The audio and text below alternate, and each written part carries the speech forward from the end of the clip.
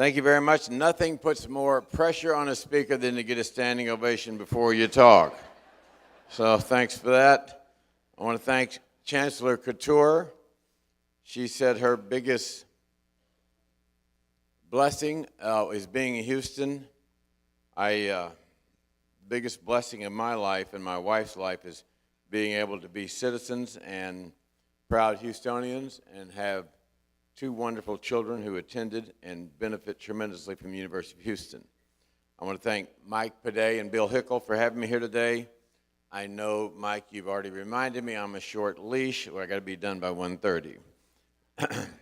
The Cougar100 has 650 companies apply for the top 100 fastest growing Cougar businesses, whether it be in Houston, in Texas, or around the world. 165,000 alumni, 5,000 business owners. One every 6 college graduates in Houston are Cougars. That's quite an undertaking, quite an accomplishment. My speech today is we all have a responsibility as business owners, as community leaders, for the well-being of our community. We all have a responsibility for the well-being of our community.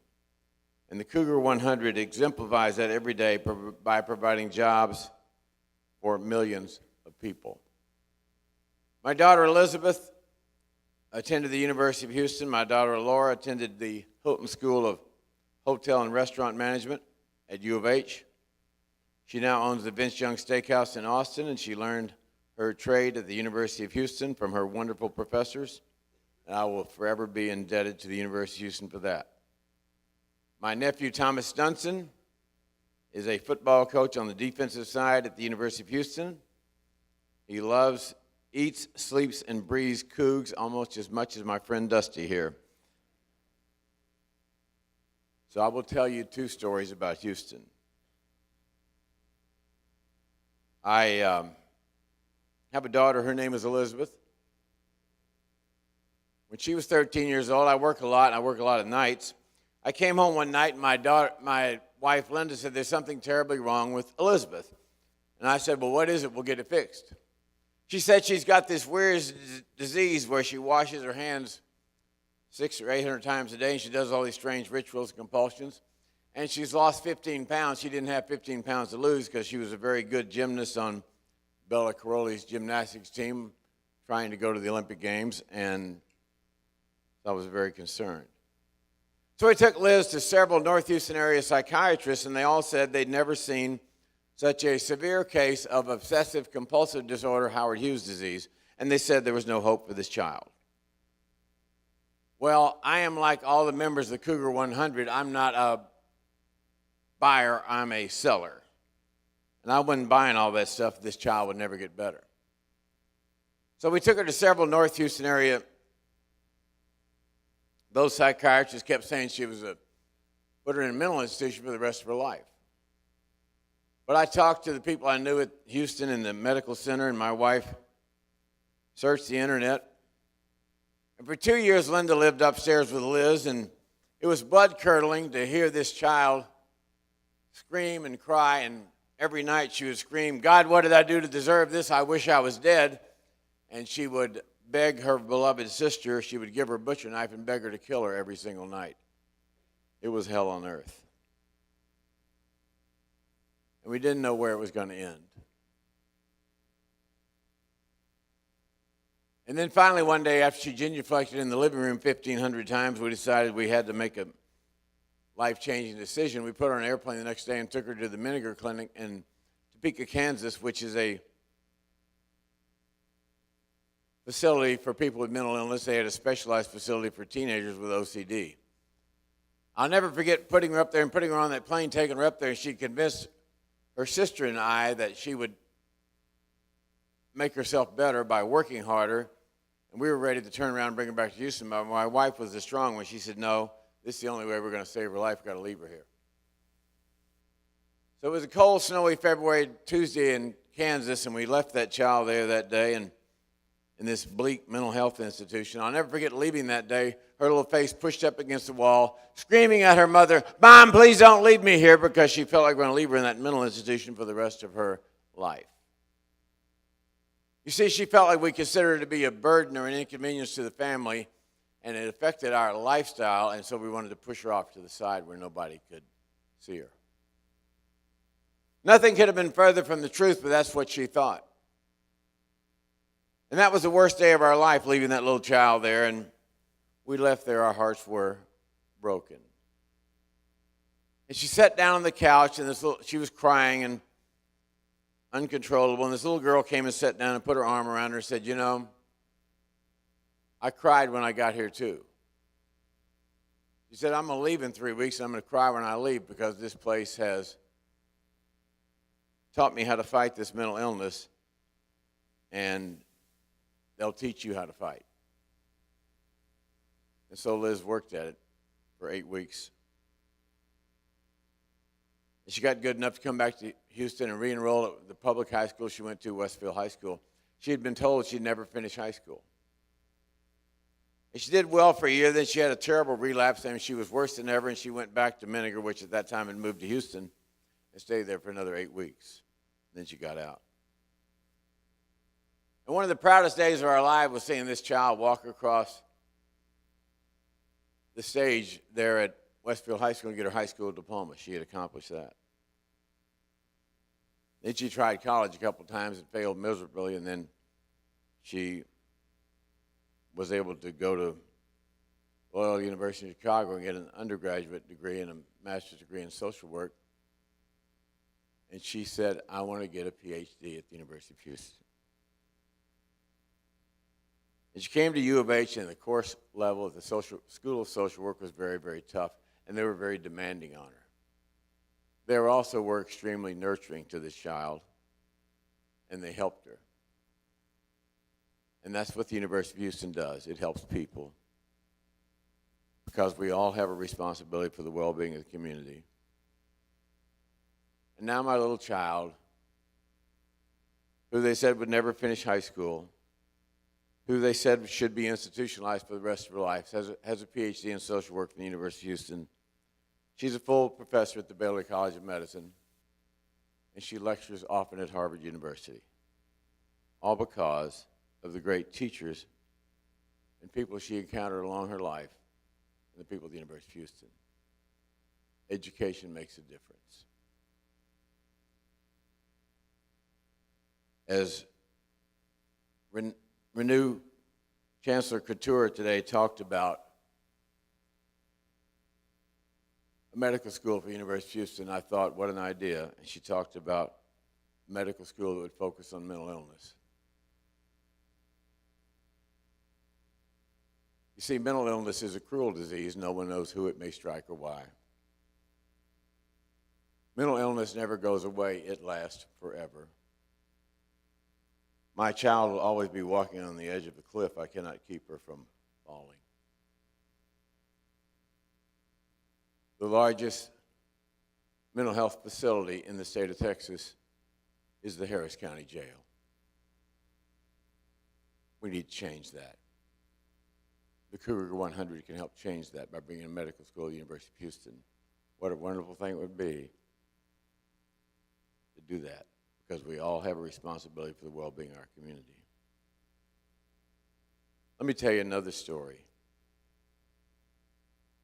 And I tell this to all the business leaders here today because I think business is more about people than profits. It's dollars and cents, and accounting is very important, but more important are the people. And the Cougar100 employs millions of people, not only in Houston, but in Texas, in the country, and around the world, and jobs bring people hope.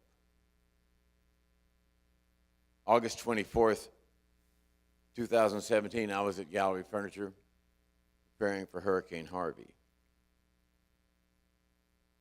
I must admit I put a Tempur-Pedic twin size in the bathroom where I slept that night, and I slept really well. That's a plug. I got up Saturday morning. It was raining really hard, so we closed the store, and it rained really hard till about 3 o'clock. About 3 o'clock, the phone started ringing off the wall, people asking where we were open. We weren't open. A day without cash flow for me is like a day without oxygen. So I was very concerned. So we opened at 3 o'clock. We sold a few mattresses the rest of the day, sofas, and I went home that night. I didn't stay at the store. I thought the storm was over. I went home that night to my home over there by the Galleria by our Post Oak store. I knew instinctively as I slept that night, it was raining all night long, and it rained really hard. I got up Sunday morning at 7 o'clock to go to church, and there was 2 feet of water in the front street outside the driveway, and I wasn't going to get out that soon. So I waited about 11 o'clock. The water subsided a little bit, and I drove to our location there at Post Oak and Westheimer, and Post Oak was totally flooded, but the parking lot was okay, and I went through the back of the parking lot to try to get on 610 to go to the main store. As soon as I got on 610, I went over the first overpass, and the cars were coming the other way on the freeway. I knew then that the shit had hit the fan. And I called Jeremy, one of our warehouse managers, who's a real operator, if you know what I mean. And I said, how do I get there? He said, the feeder road's flooded. Go past the exit and come in the entrance, exit, turn around on the freeway, come in the entrance, and you'll get there. So I got there about 12:30. The emails were blowing up, the text messages were blowing up, and the phones were blowing up. People saying, come get us, come rescue us. It wasn't that the Harris County and the Houston police and all the first responders didn't do a good job. They did a magnificent job. It was that they were overwhelmed. And so I did a Facebook Live. I'd never done one before. My son coached me through it. I said we're going to open both stores as shelters, and we had all these big 24-foot box trucks that could go through water and rescue people. And most of our employees obviously couldn't get to work because of the rain, so I put out a call for anybody with a CDL driver license to come help us rescue people. And the people came in. And we sent them out in those 24-foot trucks, and they rescued people on overpasses in the driving rain like a monsoon. And they rescued them at convenience stores. They rescued them in their homes, and there was no place to put them because they put them like cattle in the back of the truck, 6 or 8, 10 or 15 at a time, and they brought them into that furniture store. And then it got late, and it got dark, and it got really dark. And about 9:30 or 10 o'clock at night, I got a call from some woman who said that her husband was in the back of one of our trucks with all the other people. He was talking to her on the cell phone. Then everybody started screaming, and the water was coming in the truck, and the cell phone went dead. This is 10 o'clock at night, and I thought, my God, we drowned 8 people.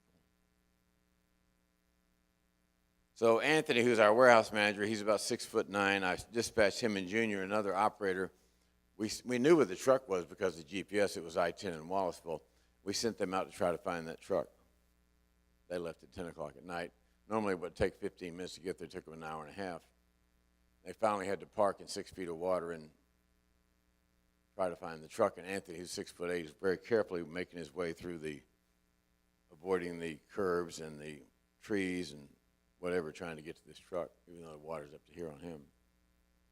He finally gets the truck, nobody's in it. Then he really panicked. He starts his way back to our truck, and he throws caution to the wind. He's just running through the water, coming back to our truck, and he promptly steps in a manhole. And the vortex of water sucks him in. It's 1,000,000 to 1 he can get out. His girlfriend, who he was set to marry in 3 weeks, was at the store with me, and she had a premonition that he was dead. And the water sucked him in, but because he was instinctual, he stuck out his very long arms and caught himself, got up, got a breath of air, and they sucked him back down again, and somehow he got out, and his entire leg, the skin was all ripped off. He went back to the truck and found Junior, and they went and found the woman whose husband had rescued those people in the boat and taken them to George R. Brown Convention Center, and all was okay. So I'm up at that furniture store at 2 o'clock Sunday night, actually Monday morning. It was really cold in that furniture store. We had a lot of people in there asleep on the couches and the beds and whatever. About 2 o'clock in the morning, the door opens. This little Hispanic girl walks in. She's wet like she's been swimming. Her parents behind her are wet like they've been swimming, and her uncle, who's with them, is wet like they've been swimming. They waded up the feeder road in 4 foot of water to get there. It's 2 o'clock in the morning. She walks up to me. She says, "Cook, cook, cook, cook, cook, cook." She's crying vociferously. She says, "Cook, cook, cook, cook, can we stay here tonight?" What are you going to say? What are you going to do? I have heard my people cry. So they stayed there. We had 200 people at both places several nights in a row. And the next day, all these reporters from the New York Times and CNN, CBS, and all these people came out and interviewed me and said, "How could you let all these people into your furniture store and let them sleep on these fancy sofas and your mattresses and eat at your restaurant and blah, blah, blah?" I said, "What am I going to do? Let my people die?" But, you know, out of the 400 people who slept there, only 2 of them peed on the mattress. That's not bad. Less than the national hotel average, by the way.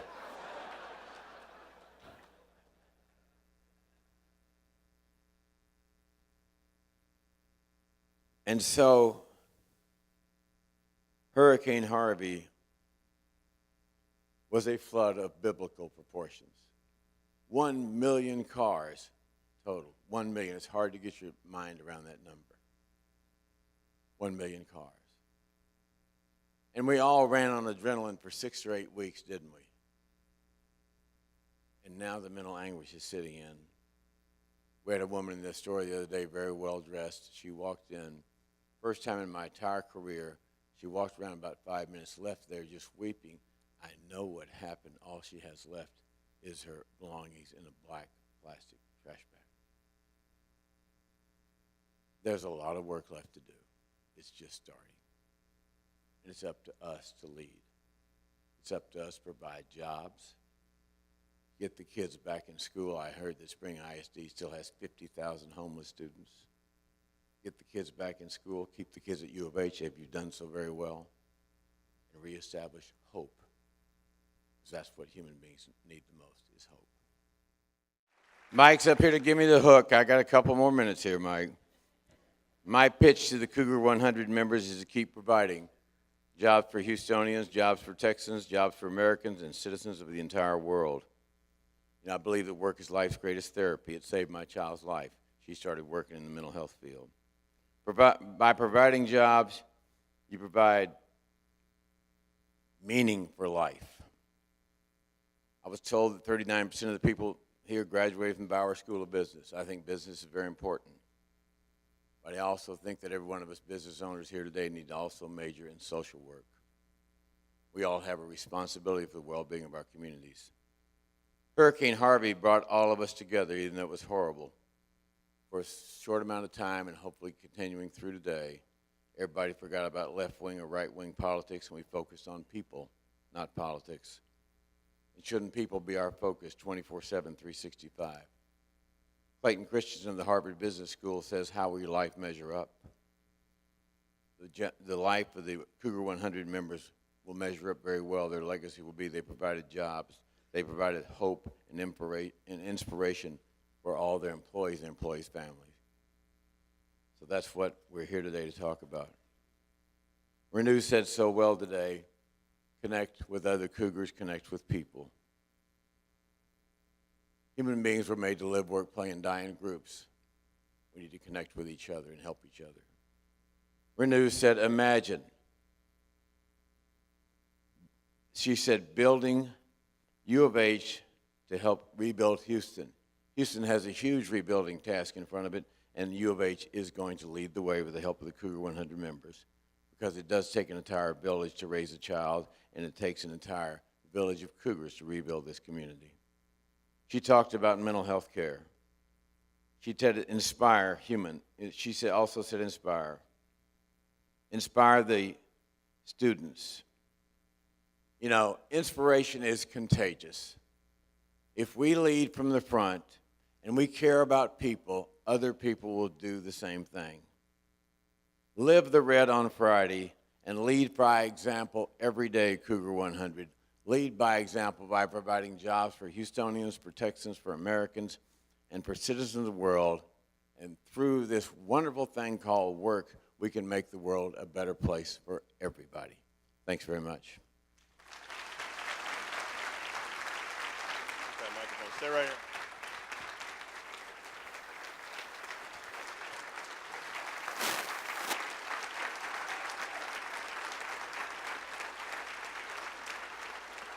So we have a gift for Mac in appreciation of your dedication to the University of Houston 2017 Cougar100 as a featured speaker, but most importantly for your unwavering dedication and support of the City of Houston during Hurricane Harvey. The University of Houston salutes Jim McIngvale for his continued leadership and loyalty to the greater Houston area and the residents of this great city. Thank you. Thanks, Mac.